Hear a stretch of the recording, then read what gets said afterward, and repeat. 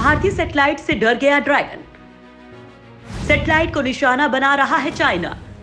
दोस्तों, आज के समय में टेक्नोलॉजी इतनी एडवांस है कि किसी देश से युद्ध करने के लिए गोला बारूद के इस्तेमाल की कोई जरूरत नहीं है। एक कंप्यूटर के जरिए किसी भी देश को आसानी से बर्बाद किया जा सकता है।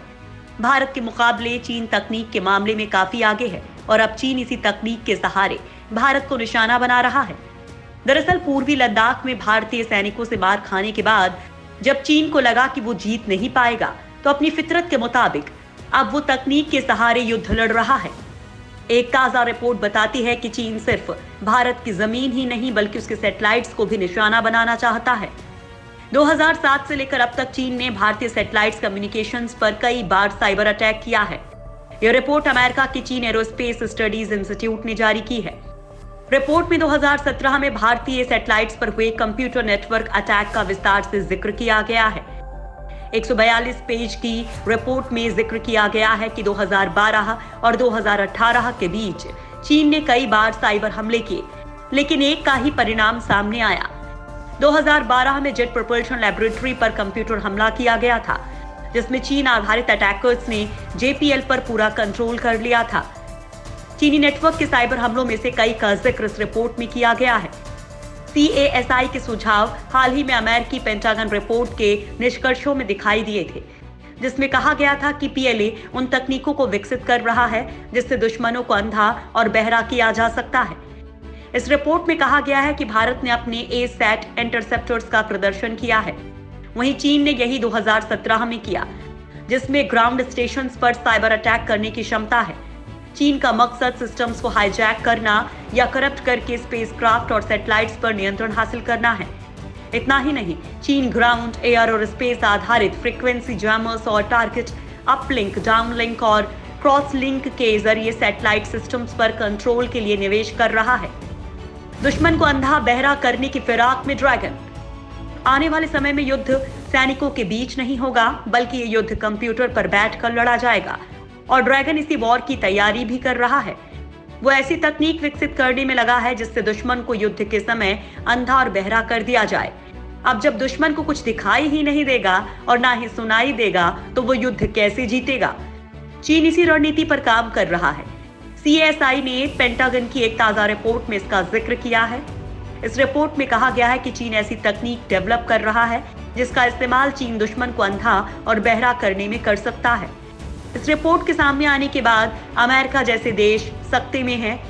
वो इसलिए क्योंकि अमेरिका का पूरा सिस्टम ही कंप्यूटर पर चलता है। अगर युद्ध में चीन इसे बर्बाद कर देगा तो अमेरिका तो पल भर में घुटने पर आ जाएगा। हैकर से सैटेलाइट्स को बचाना बड़ी चुनौती। चीन चाहे कुछ भी कर ले, लेकिन इसरो इस तरह के किसी भी खतरे से निपटने के लिए तैयार है। इसरो के एक सीनियर साइंटिस्ट की माने तो साइबर खतरे तो होते ही रहते हैं, लेकिन ये तय नहीं किया जा सकता कि इन हमलों के पीछे कौन है। हमारे पास ऐसे सिस्टम हैं जो अलर्ट कर देते हैं और मुझे नहीं लगता कि हम पर कोई हमला सफल हुआ है। चीनियों ने कोशिश की होगी मगर फेल हो गए। इसरो के चेयरमैन के सिवन ने भी भारतीय ग्राउंड स्टेशंस पर ऐसे किसी हमले की जानकारी से इनकार किया है। उन्होंने कहा कि खतरा सिर्फ भारत को नहीं है और हम सुरक्षित हैं।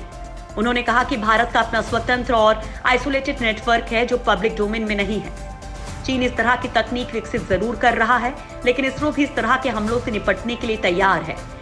लेकिन इतना जरूर है कि किसी देश के प्रमुख सैटेलाइट्स को उड़ाने या कंट्रोल करने से उसकी पूरी व्यवस्था को पंगु किया जा सकता है।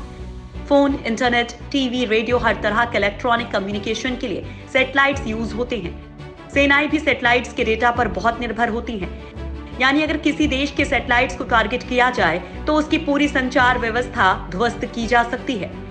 अगर एक देश के सैटेलाइट को हैक कर दूसरे देश के सैटेलाइट से टकरा दिया जाए तो उन दो देशों के बीच युद्ध की भारी संभावना बन सकती है। क्या है anti satellite system? Anti satellite weapons वो हथियार होते हैं जिनका इस्तेमाल सैटेलाइट्स को नष्ट करने के लिए किया जाता है। अब तक दुनिया में भारत के अलावा अमेरिका, रूस और चीन ने ही ASAT सैटेलाइट के सफल टेस्ट किए हैं। भारत ने अंतरिक्ष में किसी दुश्मन से निपटने के लिए जरूरी एंटी सैटेलाइट मिसाइल तकनीक पिछले साल हासिल कर ली थी। आमतौर पर ASAT मिसाइल में एक किल व्हीकल होता है जिसका अपना गाइडेंस सिस्टम होता है। मिसाइल जैसे ही वायुमंडल से बाहर निकलता है, किल व्हीकल अलग हो जाता है और टारगेट की तरफ बढ़ता है। इसमें किसी विस्फोटक की जरूरत नहीं पड़ती क्योंकि उसकी रफ्तार ही सैटेलाइट्स के टुकड़े टुकड़े करने के लिए काफी होता है। अभी तक किसी देश ने दूसरे देश के सैटेलाइट को नष्ट नहीं किया है। अगर किसी देश ने ऐसा किया तो शायद दुनिया पहली बार अंतरिक्ष में युद्ध होता हुआ देखे।